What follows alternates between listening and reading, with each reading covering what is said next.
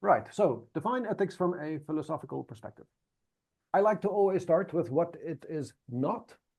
In this case, what ethics from a philosophical perspective is not, it is not my personal beliefs about right and wrong.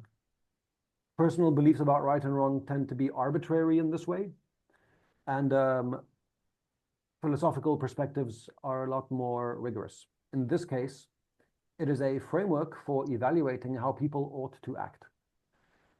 In other words, or stated differently, guidelines to establish right and wrong action.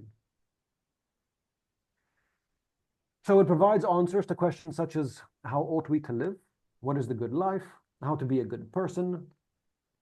You could specialize a bit further and say, how should I be a good member of my community, a good family member, a good friend? But these are the sort of questions. So it's a framework for evaluating how we ought to act. Framework is very key. It does not provide a list of specific acts or behaviors. Some cultures consider some things permissible, some don't. And we'd be much more interested in how we generate this list. Because once we discuss how the list is generated, we can discuss in a much more general sense what kind of things would go on the list of allowable or not allowable, rather than just listing items.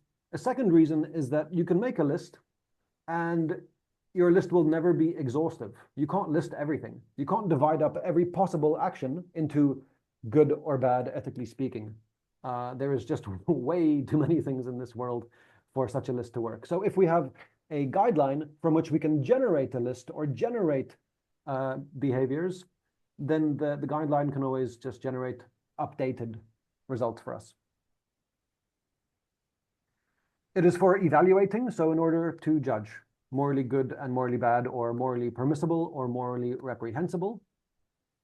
It is not to describe, right? This is normative ethics, this is philosophy. We don't describe what people think are good and bad. We judge why things ought to be good or bad. And lastly, yes, ought to act, because it's about action. We don't control thought, we can't control thought. It's very dodgy once ethics or prescriptives go into thought. Thought control, of course, is a tyrannical word. So we're interested in behavior, what you can and cannot do or should not do. So human action and behavior. I say human, this is a dodgy term. Of course, animals, other life forms too. That is not excluded, but traditionally, ethics has been about human behavior.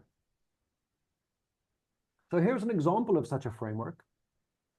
Treat others as you would want to be treated, right? There we have a framework. We can evaluate how we should act or not. We can evaluate other people's actions based on this. I quickly add, it's not a very good framework as far as ethics is concerned. I may want to be treated in one way, and someone else may not want to be treated in the way I want to be treated.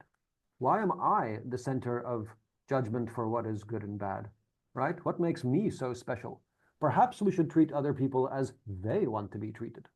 Try to think about how they see the world and how they go about their life, and try to adjust to them. Perhaps both, right? But just to simply say what I want is good and what I would like to happen to me is what other people should want to happen to them seems a bit self-centric, and it doesn't really give the other person any space.